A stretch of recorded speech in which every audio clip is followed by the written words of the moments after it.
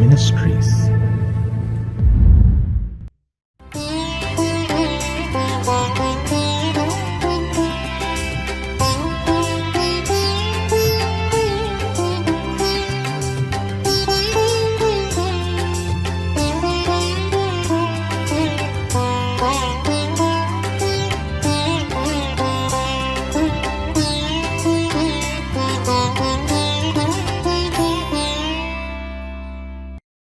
ஆண்டவரும் இரட்சகருமாகிய இயேசு கிறிஸ்துவின் நாமத்தினாலே காட் கூசிஸ் மினிஸ்ட்ரி சார்பாக இணைந்து ஜெபிக்கிற ஊழியர்கள், யூடியூப் சேனல் வாயிலாக செய்தியை கேட்கிற ஊழியர்கள் மற்றும் தேவ பிள்ளைகள் யாவருக்கும் அன்பின் வாழ்த்துக்கள்.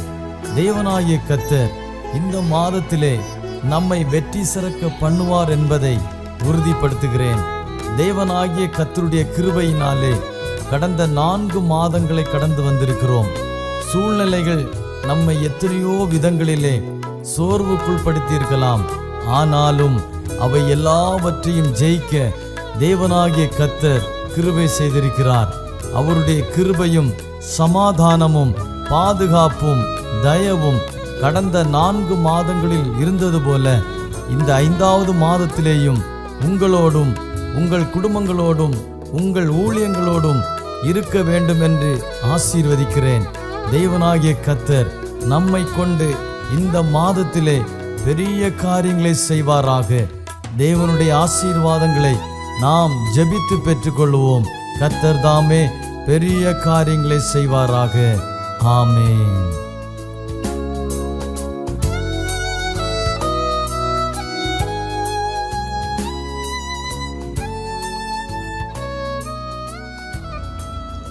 കർത്താവായ യേശു ക്രിസ്തുവിൻ്റെ നാമത്തിൽ എല്ലാവർക്കും വന്ദനം.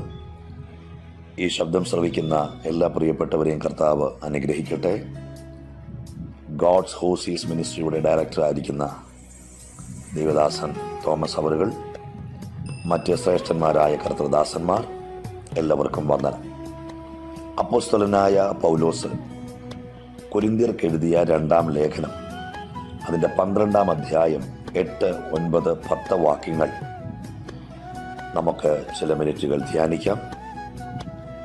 12-ാം അധ്യായം 8-ാം വാക്യം തുടങ്ങുന്നത് ഇങ്ങനെയാണ്: അത് എന്നെ വിട്ട് നീങ്ങേണ്ടതിന് ഞാൻ 3 വട്ടം കർത്താവിനോട് അപേക്ഷിച്ചു.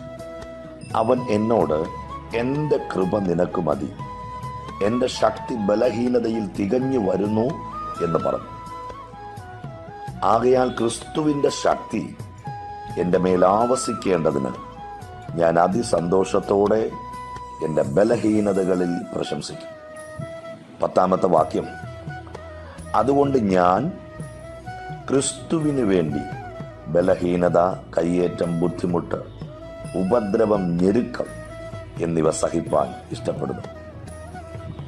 ഞാൻ ബലഹീനനായിരിക്കുമ്പോൾ തന്നെ ശക്തനാകും.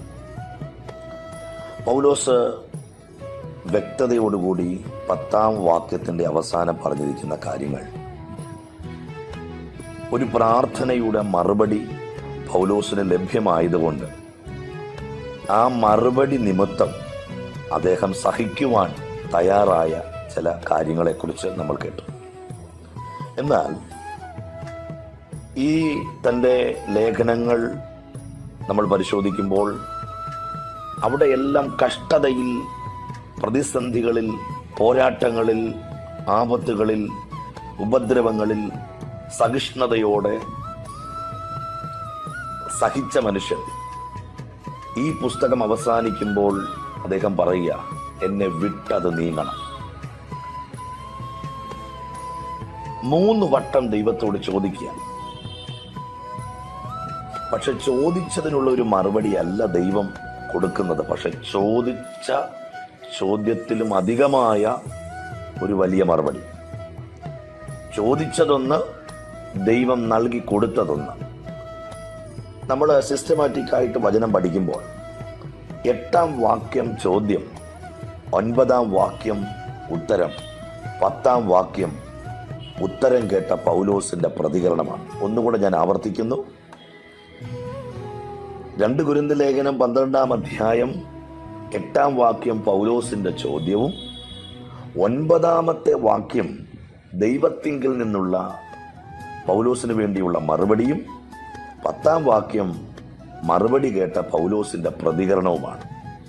പ്രിയപ്പെട്ടവരെ, എന്നെ ശ്രദ്ധിക്കുന്ന ദൈവദാസന്മാരെ, ദൈവമക്കളെ, നമ്മൾ ദൈവത്തോട് ചോദിക്കുന്ന ചോദ്യം ശ്രദ്ധിക്കുന്ന ഒരു ദൈവമുണ്ട്.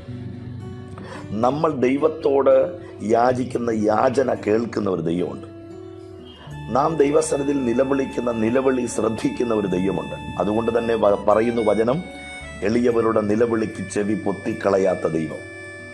കർത്താവിൻ്റെ കണ്ണ് നീതിമാന്മാരുടെ മേലും അവരുടെ പ്രാർത്ഥനയ്ക്ക് ദൈവത്തിൻ്റെ ചെവി തുറന്നിരിക്കുന്നു. അപ്പോൾ നമ്മെ അറിയുന്ന, നമ്മെ കാണുന്ന, നമ്മുടെ അവസ്ഥകൾ വ്യക്തമായി നന്നായി അറിയുന്ന ഒരു ദൈവം നമുക്കുണ്ട് എന്നുള്ള ഉത്തമമായ ഉറപ്പും ബോധ്യവും ആ ഒരു ദൃഢമായ ധൈര്യവും നമുക്കുണ്ടാവണം. അതുകൊണ്ട് തന്നെയാണല്ലോ യോശുവയോട് ദൈവം പറയുന്നത്, മോശ മരിച്ചു കഴിഞ്ഞ് അനന്തരമുള്ള കാര്യങ്ങളിലേക്ക് അദ്ദേഹത്തെ ദൈവം നിയോഗിക്കുമ്പോൾ, ദൈവം അദ്ദേഹത്തെക്കുറിച്ചുള്ള പദ്ധതികൾ പ്ലാൻ ചെയ്യുമ്പോൾ അദ്ദേഹത്തിൻ്റെ ഹൃദയത്തിനകത്തൊരു ചിന്ത, എനിക്ക് മുമ്പിൽ ലീഡറായിട്ട് നിന്ന മോശയെ എറിയാൻ കല്ലെടുത്തവർ, മോശയ്ക്കെതിരെ വിരൽ ചൂണ്ടിയവർ, മോശയ്ക്കെതിരെ ആക്രോശിച്ചവർ, പിറുപിറുത്തവർ, ഈ ഒരു ജനതയെ മുൻപോട്ട് നയിക്കാൻ എനിക്ക് എങ്ങനെ കഴിയും? ആകെ പതറി, ആകെ തളർന്നു, മാനസികമായി വല്ലാത്ത അവസ്ഥകളിലായി.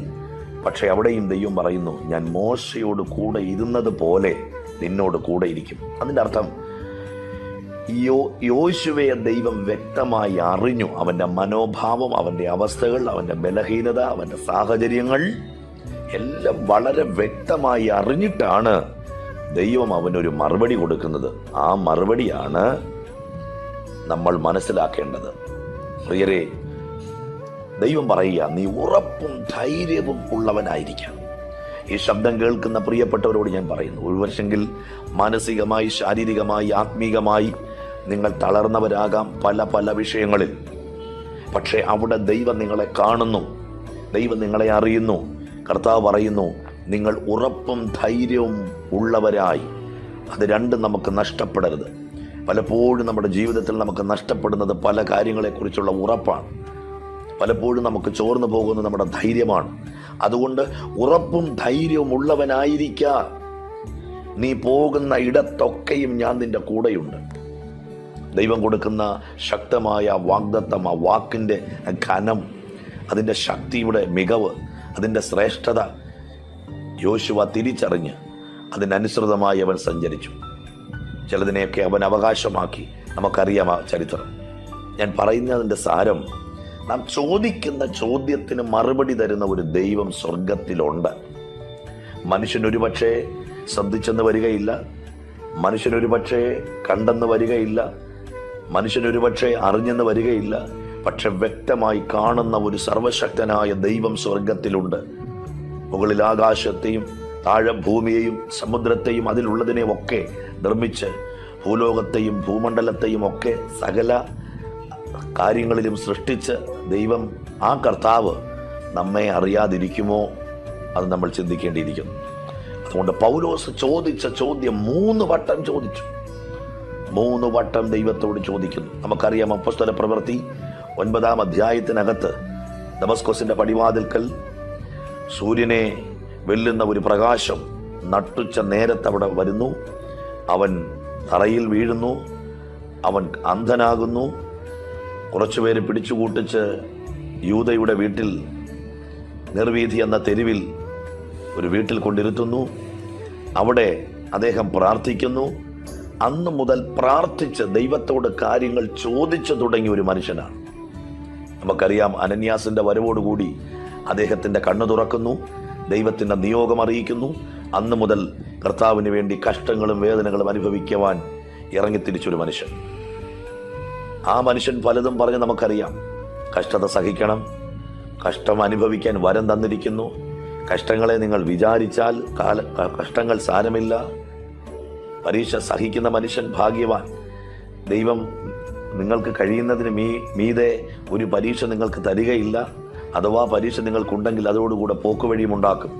താൻ തന്നെ പരീക്ഷിതനായി കഷ്ടം അനുഭവിച്ചിരിക്കിയാൽ പരീക്ഷിക്കപ്പെടുന്നവരെ സഹായിപ്പാൻ അവൻ പ്രാപ്തനാണെന്നും പലയിടങ്ങളിൽ പറഞ്ഞ മനുഷ്യൻ ഇവിടെ ചോദിക്കുന്നു, 3 വട്ടം ദൈവത്തോട് ചോദിക്കുന്നു. പക്ഷെ ആ ചോദിച്ചതിനൊരു മറുപടിയല്ല ദൈവം കൊടുത്തത്.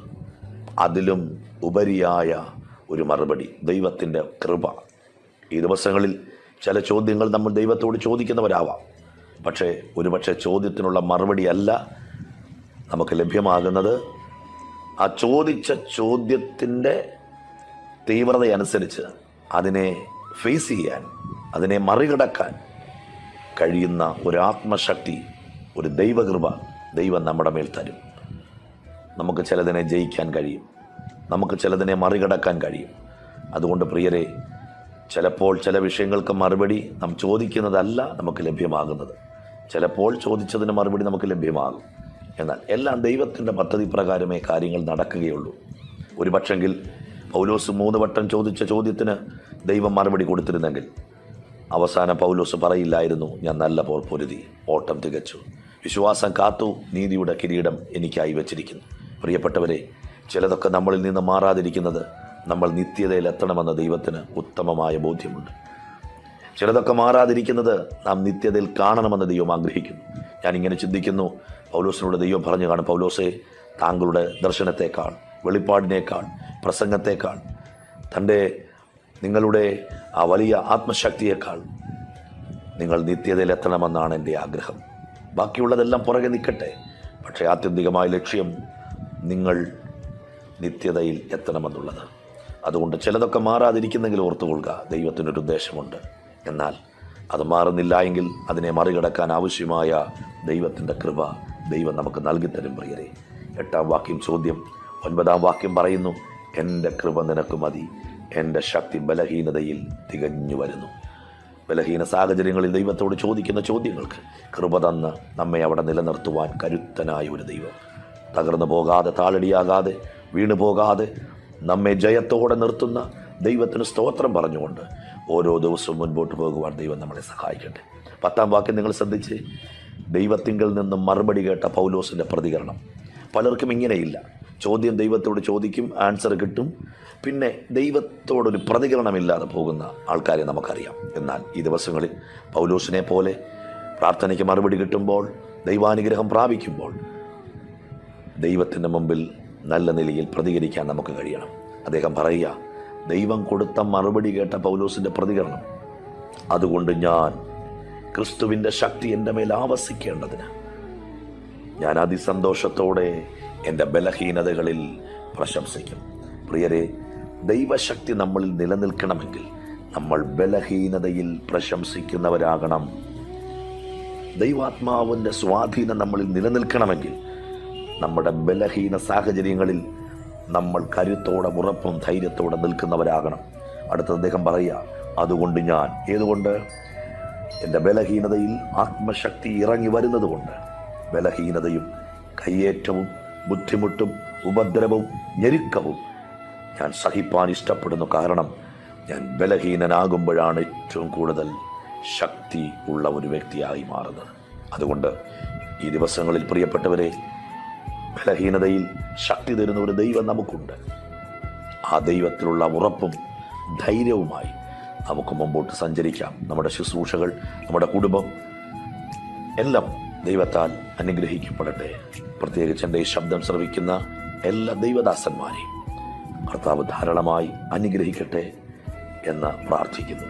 കർത്താവ് അനുഗ്രഹിക്കട്ടെ. നമുക്ക് പ്രാർത്ഥിക്കാം. സ്വർഗസ്ഥനായ ഞങ്ങളുടെ പ്രിയ പിതാവേ, ഞങ്ങൾ കേട്ട ദൈവവചന ചിന്തകൾ ഞങ്ങളുടെ ജീവിതത്തിന് അനുഗ്രഹത്തിനും ആശ്വാസത്തിനും കാരണമാകട്ടെ. എല്ലാ ദൈവദാസന്മാരെയും അവരുടെ ശുശ്രൂഷകളെ ദൈവം അനുഗ്രഹിക്കണം. പ്രത്യേകിച്ച് ഗോഡ്സ് ഹോസീസ് മിനിസ്ട്രിയുടെ ഡയറക്ടർ ആയിരിക്കുന്ന തോമസ് സാറിനായി പ്രാർത്ഥിക്കുന്നു. മറ്റു സഹപഠന്മാരെ ഞങ്ങൾ ഓർക്കുന്നു. കർത്താവ് അനുഗ്രഹിക്കണം. ശുശ്രൂഷയുടെ അതിരുകളെ വിശാലമാക്കി ആത്മശക്തിയുടെ അളവറ്റ വലിപ്പം ഓരോ മക്കളുടെ മേലും ദൈവം വെളിപ്പെടുത്തണം. എല്ലാ മഹത്വം അങ്ങേക്ക് യേശു ക്രിസ്തുവിൻ നാമത്തിൽ തന്നെ പിതാവേ.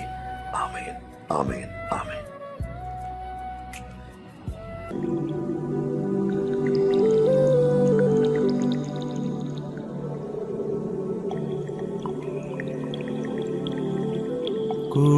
കൂടെയുണ്ടേശുവൻ കൂടെയുണ്ട്, കൂട്ടിനവൻ എന്നും കൂടെയുണ്ട്.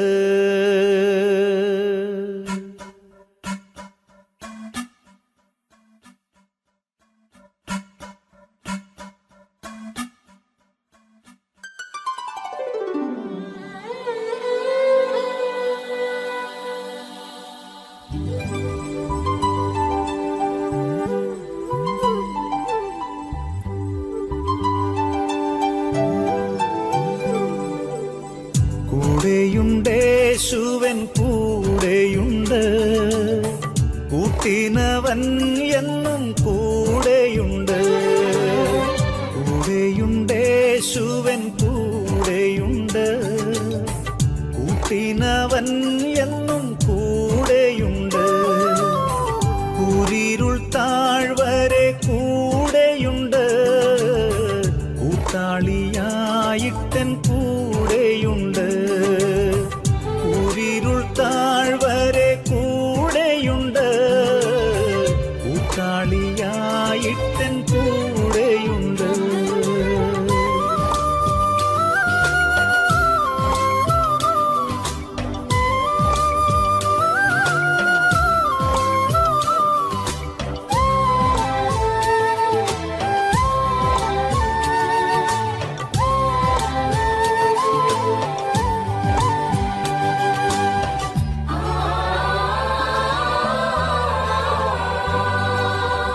ഭയപ്പെടേണ്ട ഞാൻ കൂടെയുണ്ട്, എന്നുര ചെയ്തവൻ കൂടെയുണ്ട്.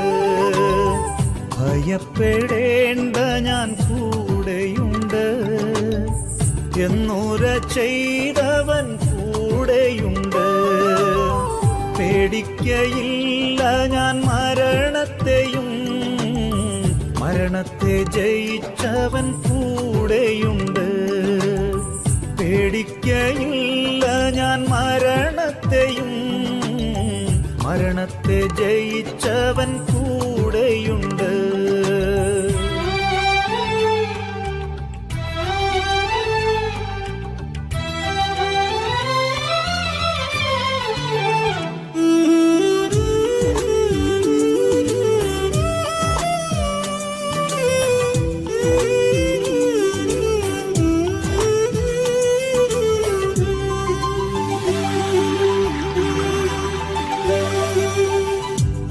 ആഴിയിന്നാഴത്തിൽ കൂടെയുണ്ട്, ആകാശമേഘങ്ങളിൽ കൂടെയുണ്ട്. ആഴിയിന്നാഴത്തിൽ കൂടെയുണ്ട്, ആകാശമേഘങ്ങളിൽ കൂടെയുണ്ട്. ആവശ്യനേരത്തൻ കൂടെയുണ്ട്, ആശ്വാസദായകൻ കൂടെയുണ്ട്. ആവശ്യനേരത്തൻ കൂടെയുണ്ട്, ആശ്വാസദായകൻ കൂടെയുണ്ട്.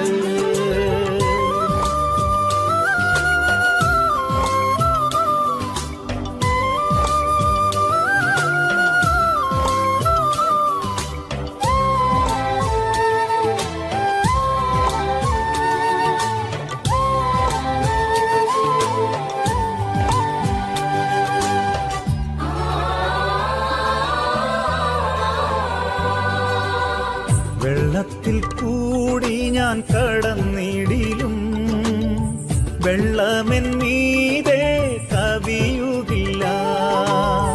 വെള്ളത്തിൽ കൂടി ഞാൻ കടന്നിടിലും, വെള്ളമെൻ മീതെ കവിയുകില്ല. വെന്തു പോകില്ല ഞാൻ തീയിൽ നടന്നാൽ, എൻ താതൻ എന്നോടു കൂടെയുണ്ട്.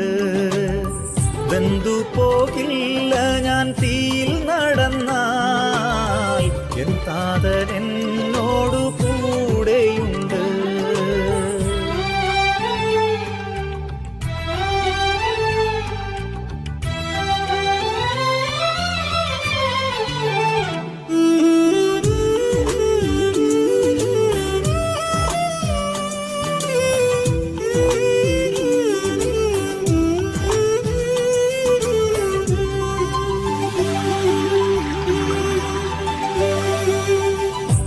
ബാഖായിൻ താഴ്വരെ കൂടെയുണ്ട്. യാക്കോബിൻ ദൈവമെൻ കൂടെയുണ്ട്.